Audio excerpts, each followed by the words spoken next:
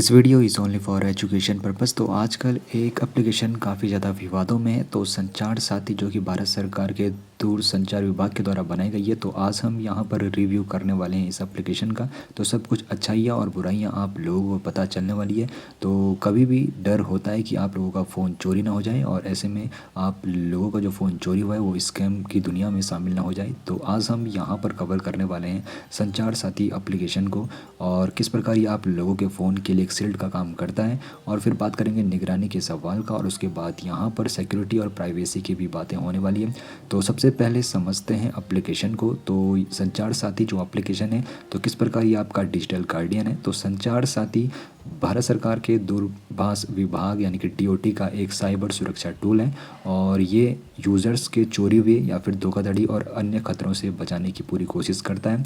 अब ये किस प्रकार काम करता है, इसकी जो तकनीक है तो किस प्रकार है, तो CEIR द्वारा ये संचालित होता है, जो कि भारत सरकार का एक डेटाबेस है। तो हर फ़ोन के IMEI नंबर का ये डेटाबेस है, जिससे डिवाइस ट्रैक और ब्लॉक होते हैं। तो अगर आप लोगों का फ़ोन चोरी हो गया तो फिर आप लोग अपने फ़ोन को ब्लॉक करा सकते हो, ताकि आप लोगों के द्वारा यानी कि आपके फ़ोन के द्वारा कोई गड़बड़ी ना की जाए। तो आप लोगों के फ़ोन के लिए किस प्रकार एक सुरक्षा ढाल की तरह ये काम करता है, तो देखो ये किस प्रकार काम करता है। तो अगर आपका फ़ोन चोरी हो गया तो आप लोग अपने फ़ोन को ब्लॉक करा सकते हो।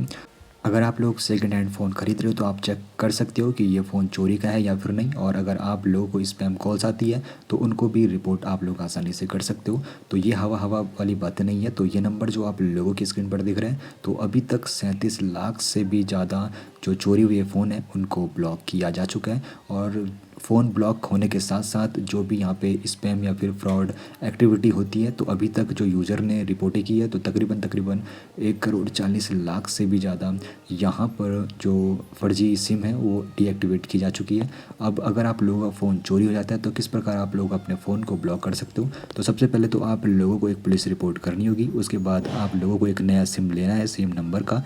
उसके बाद संचार साथी एप्लीकेशन में आप लोगों को एक फॉर्म फिलअप करना है। उसके बाद IMEI जो नंबर है वो ब्लैक लिस्ट कर दिया जाएगा, और आपका फ़ोन ब्लैक लिस्ट हो जाता है। अब यहाँ पर ये अच्छी बात है तो आप लोगों ने सुन ली। अब यहाँ पर निगरानी का सवाल काफ़ी ज़्यादा उठा है आप लोगों की प्राइवेसी को लेके। जब आप लोग इस एप्लीकेशन को इंस्टॉल करते हो तो ये काफ़ी ज़्यादा परमिशन आप लोगों से मांगती है, और ऐसे में यहाँ पर एक सवाल आप लोगों की प्राइवेसी को लेके यहाँ पे खड़ा हो जाता है। तो सरकार आप लोगों से काफ़ी ज़्यादा डेटा इकट्ठा करती है आपकी प्राइवेसी को लेके, और इसीलिए जो विपक्षी दल है तो उन्होंने इसको पेगासस प्लस प्लस माना है, यानी कि आप लोगों की प्राइवेसी में दखल अंदाजी को यहाँ पर ये एप्लीकेशन बताया। अब यहाँ पर जो हाल ही में पहले था, तो पहले सरकार ने क्या किया गया था, अनिवार्य प्री इंस्टॉल इसको कर दिया था, और फिर आप लोग इसको कभी भी अनइंस्टॉल नहीं कर पाओगे। लेकिन जब विवाद काफ़ी ज़्यादा हुआ तो यहाँ पर पूरी तरह से अब सरकार ने इसको वैकल्पिक तौर पर रख दिया है, और यूज़र अगर इसको अनइंस्टॉल करना चाहता है तो वो उसको अनइंस्टॉल कर सकता है। अब देखो यहाँ पर विरोध के बाद यहाँ पर जो टेक इंडस्ट्री है, जिसमें गूगल और एप्पल जैसी जो कंपनी है, तो उन्होंने भी यहाँ पर साफ तौर पर कहा कि वो अपनी प्राइवेसी के साथ यहाँ पे दखल अंदाजी नहीं करना चाहते, और यहाँ पर वो इसको इंस्टॉल यानी कि प्री इंस्टॉल नहीं करेंगे। अब यहाँ पर सुरक्षा और निजता के बारे में आपको बताऊँ तो यहाँ पर प्राइवेसी को लेकर यहाँ पे काफ़ी सवाल इसको उठे। अब ये जो है विवाद जब ये हुआ था, तो अब नियंत्रण यहाँ पे सरकार ने पूरी तरीके से यूज़र के हाथ में दे दिया है। अगर वो चाहे तो इसको इंस्टॉल करें, अगर नहीं चाहे तो उसको अनइंस्टॉल भी कर सकते हैं।